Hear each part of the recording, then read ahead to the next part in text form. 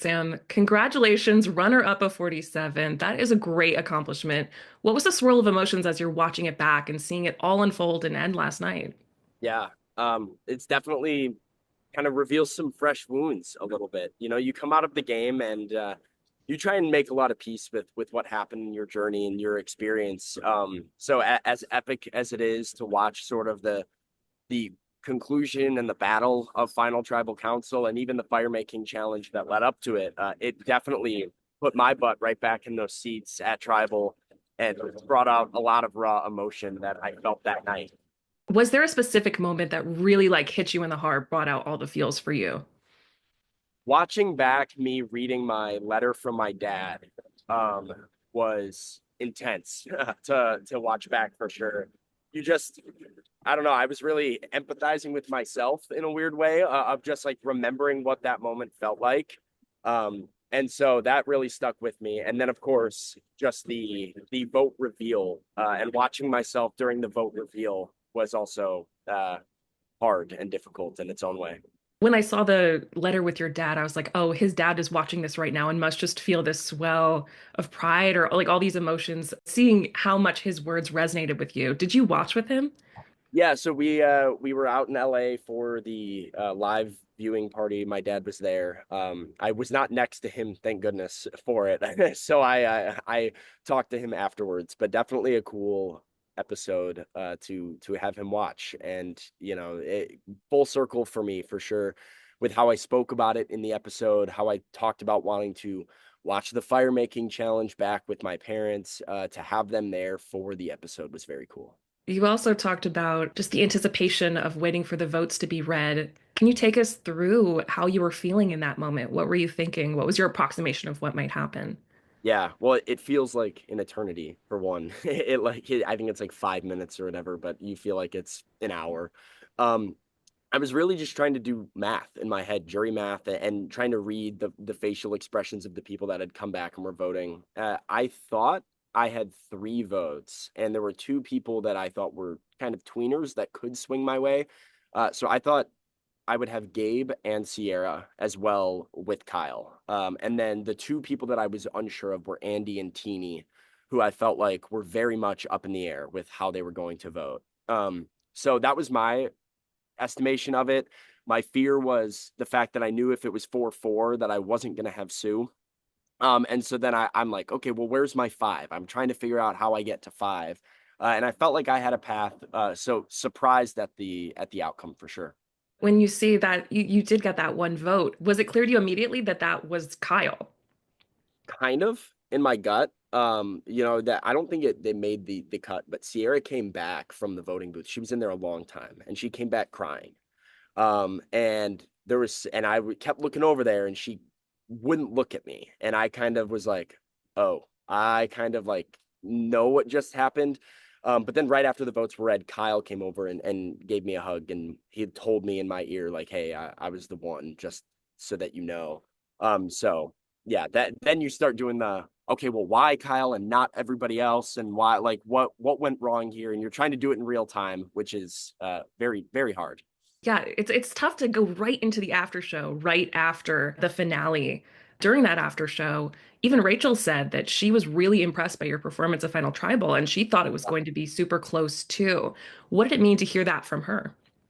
Yeah, I mean that's what you want, and that's what I wanted going in. I knew I was fighting sort of an uphill battle in just Rachel had played this very loud game with immunity necklaces that the jury can see, an idol that she played that the jury could see. I found an idol and played it in a different way, but it wasn't something that was super obvious because I didn't play it to maintain social capital. Then I used it later on with Operation Italy.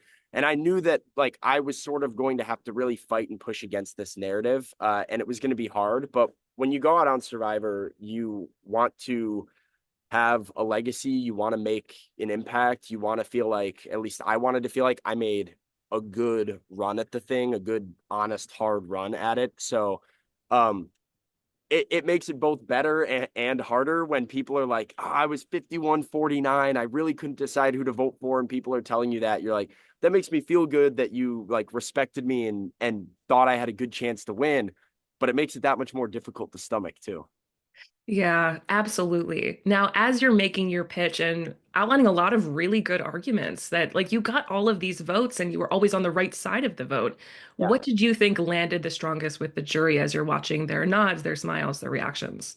Yeah, there was a moment, they showed it in the episode, but it was a little bit cut down. And it was really the question that Andy asked to Rachel about Mike Holloway and Ben Driebergen and how her game is reminiscent of both of them. And knowing what we know about Rachel and what Rachel had talked openly about at their certain stages of the game, we knew it wasn't the type of game that she personally valued. And so how she sort of reconciles that, that felt to me like an opening to really hammer home the fact that she's not here if she doesn't win. And I was trying to make our games feel very different. This idea that like I, she's over here, I'm over here, we're all complete opposites. And if you guys value challenges, Rachel's the vote for you. And if you value some of this other stuff, I feel like I'm the vote for you, and hammer that home. But that was a much longer sort of conversation that we went really in on. And we hit a point where I think Andy followed up and asked about what other paths to the end Rachel had if she didn't win those immunities or have that idol. And as we sort of explored it, she kind of talked about how she didn't have one and was going to just have to win. And so for me, that felt like my runway to be like, exactly, and try and make my big case. And I felt like that really resonated with the jury. And so that's where I started to feel like, wait, I have a shot here. Like this is not a slam dunk at all. So yeah. Yeah, it's definitely a worthy argument. I the push and pull in that final tribal was so interesting. And obviously there's so much that we don't get to see that's left on the cutting room floor. Were there any other points that you made Mm. that you felt you really were proud of, but we didn't get to see? Yeah, I talked a lot about Operation Italy, which was something I was very, very stoked on. It was something that I had come up with in my brain well before the reward challenge that you even saw on the show. I pitched it to Genevieve a day or so in advance about needing to do this 3-2-2 and using a fake idol. And so it really did feel like something that I was very proud of for my own game. And I think at one point, as I really claimed it, Caroline had asked me, like, well, should we not give a ton of credit to Genevieve and Andy too? And I had said like, no, you absolutely should, but you can't write either one of their names down tonight. And so like, I'm the only one of the three of us that were sitting here. And I explained to the jury how my intentionality through Operation Italy positioned me to be the last remaining member of that trio by making sure that Genevieve had the fake idol. It really elevated her threat level even more and also kept ensuring that the majority alliance was always going to make her the primary target. So that gave me protection. And then Andy is the flipper of the whole thing, but claims it to be this accident to the group. And because Andy claims it to be this accident, I felt like I held power to expose him should I need to. Sort of throw Andy under the bus, break glass in case of emergency, in case it's looking like I'm going to go home and I need to sow some panic or whatever within the other group. And I really talked about that at final and showed people how deliberate my actions were, from my reward choices to the way that we planned Operation Italy to give myself maximum protection and get me to the end of the game. Yeah, makes sense. Now, that was a huge battle in Final Tribal, but the real showdown for me was fire making. That Yeah. was incredible. Can you give me a play-by-play of your experience of that and how, the winds really changed, literally? I mean, it really was an out of body experience for me. And I don't think I realized in the moment how impactful the wind was. I hear Jeff talking about Teeny's got this massive flame going. She's got an inferno going. And I'm like, all right, not great for me. I'm expecting any moment now Jeff to sort of call it because the rope's going to break. And so I just kind of kept hitting my flint. And as I started to get a fire, I'm kind of thinking in the back of my brain, like, how is this not burned the rope yet? What's going on over there? I start to hear Teeny asking Rachel, what do I do? What do I do? And that sort of panic kind of triggered something in me where I'm like, hang on, we're not dead. Like we're still fighting, still going. And whirlwind, like it felt like a matter of seconds, really, from like when I got a flame to when it just like explodes and burns the rope. And So I jumped up, and that level of elation that I kind of displayed at tribal council that night was mild compared to what I was feeling on the inside. Yeah, it's just really a special once in a lifetime moment. In an alternate universe where Teeny's rope burned first, where would your vote have gone and why? I would have voted for Rachel. I just really respected the dominant game that Rachel played in a lot of ways. Teeny and Sue both have their own uh, accolades that they would have been able to talk about. Um, I really love Teeny's social game. For me, just not enough strategic agency throughout the course of the game to earn my vote. And of the three of them, had they been sitting there, Rachel would have been the choice for me. No, you had such an interesting dynamic with Teeny, which they talked about in this episode, and how fire making brought it all to a head. What was it like to hear their side of things? And where's this friendship stand now?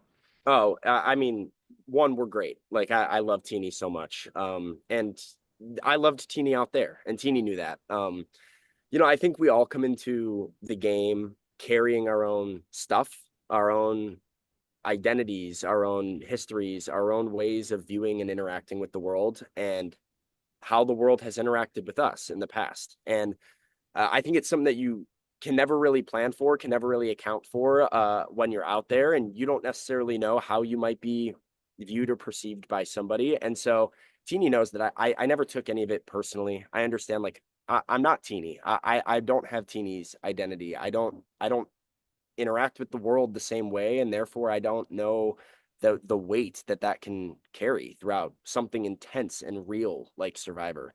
I've always valued Teeny's ability to be self-aware and vulnerable in like a really unique way, I feel like, in order to talk about those things. And so we had talked a little bit about kind of all that Teeny said before fire the day before it, and kind of had like an open conversation, but definitely a fitting end to our story either way, I would say. Yeah, absolutely. Now, Sam, people really enjoyed seeing you this season, your whole journey unfold. Let's say you get the call for 50 or a future season. What energy are you bringing into that experience? Would you want to go back? I would love to go back.